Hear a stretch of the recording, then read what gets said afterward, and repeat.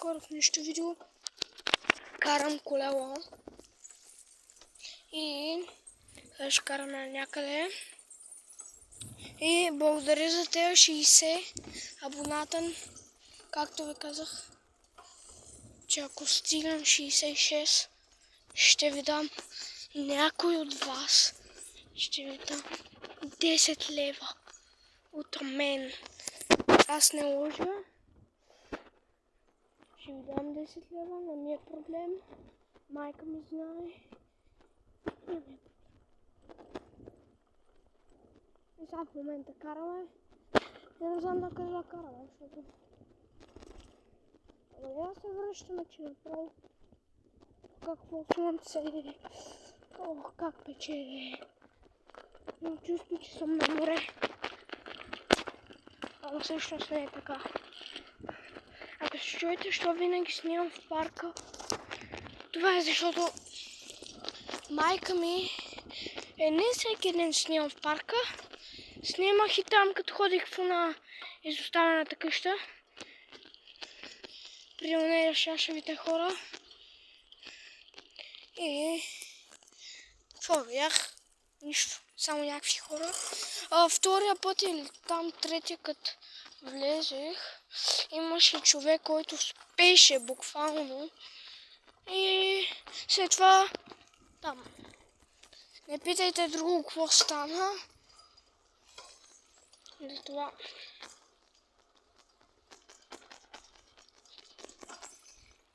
Бих отишъл пак. Майка ми не е почивка, така че няма как да отида. Тя всеки ден е на работа. И аз това не го разбирам. И не мога по-точно да разбера защо е всеки ден на работа. Живота е ужасен. По-ужасното от това няма. Ако се чуете, Никола ще не участва в видеята. Просто леко съм усърдит. Затова не участва в видеята. Само ще участва. Ами като се е добре, като ми се оправи настроението, тогава ще снимам с него. За сега ще участва само приключенията на Влади. И кой друг ще участва? Друг, някой от малките тъпи приятели, които дори не знам какво сега дали ще дойдат. Мога да дойде Благо. Благо е един мой приятел, който там има катеричка. Чакай. Ако я... Чакай, какво?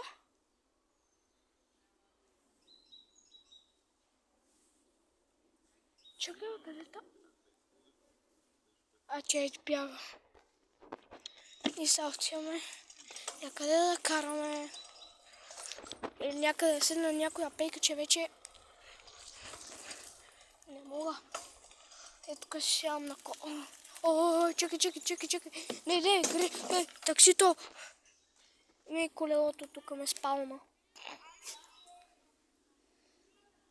Въпреки, че Никола винаги казва: айде на гойница, аре на сляпа баба, аре на кобра с кобра. Винаги го казва, а никога не се сеща. И винаги казва: аре футбол. Никога буквално и на тракфеста не иска, на рампата не иска. Само на гойница и на криеница. А Влади, буквално той е по-добър и по-готин е. И се абонирайте за приключенията на Владо. Пишете приключенията на Владо. И той има 35 абоната. И аз имам 60. И ако стигнем 60 или 70... Хора! Аре, хора, ще увеличим парите. Ще ви дам 20 лева, ако стигнем 90 абоната. Става ли, хора? Ще ви дам 20 лева. 20 лева ще ви дам на вас. Някой от вас ще спечели, който първи или втори пише в коментарите, който първи пише, някой от вас може, защото и Никола ми гледа видеята, ама буквално той ги гледа и после не ги абонира. И защо? Затова няма само приятел, защото буквално Влади ми беше първи абонат. Буквално. И Влади, той също ми абонира видеята. А Никола, въпреки че той ги гледа, ама не ги абонира. Не знам. Затова съм... Сега ще ви кажа моите най-добри приятели, как се казват. Повече искам да излизам с... Искам повече да стоя с Дани, Калин, Благо, един Калян, защото те са по-забавни, а Никола, те на Никола никъде не могат да ходят. Ама Никола, съжалявам, че така извиняй, Никола, ама просто Никола, днеска ще да ходя на... какво ще да ходя, бе? Забравих. Днеска ще да ходя на едно място, ама не ходих. Което е лошо. И аз мразя така нещо ми обещават и после не се случва. Това не е за вярване.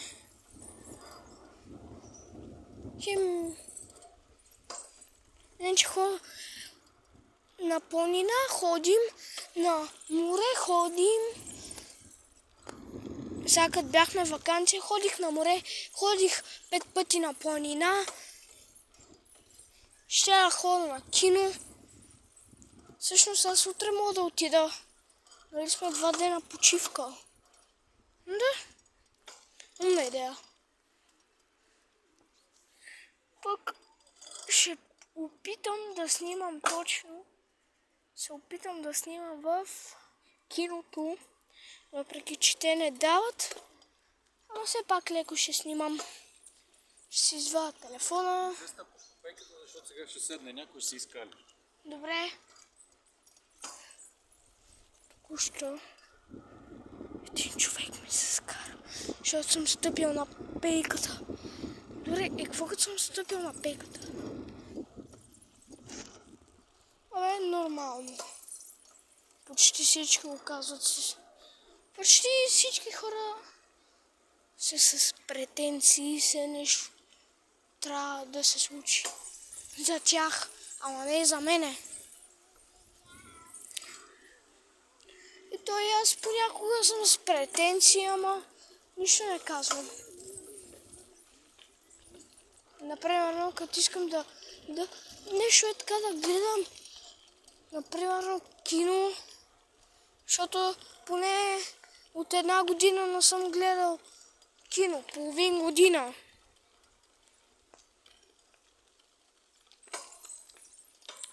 И миналото лято гледах Миньоните. Не знаете как се спуках да се смея буквално. Е така, те нещо правят там и се спуквам се да се смея и аз буквално ха-ха-ха-ха-ха-ха-ха-ха. И направо това видео ще бъде... ще бъде колко минути, не знам. Ако съберем 90 абоната, ще ви дам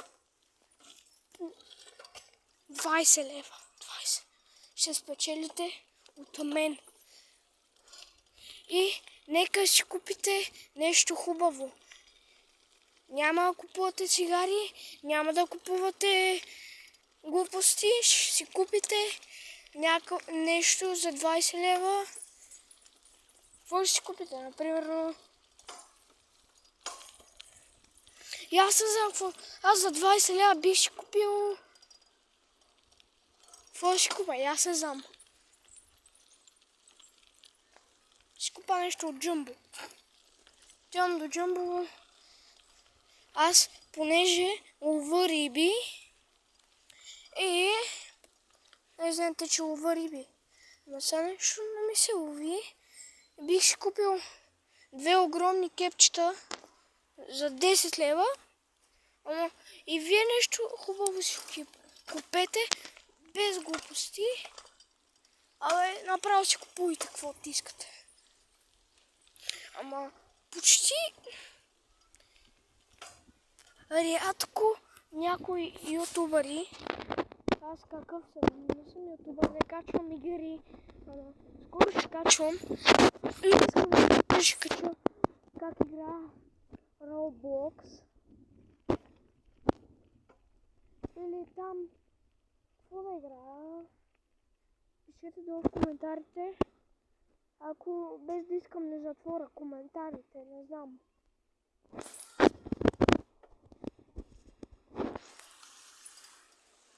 Тук долу чисто тръката. Ще бъде 12 минути 00. Защото хора не аз не знам по-точно. Защото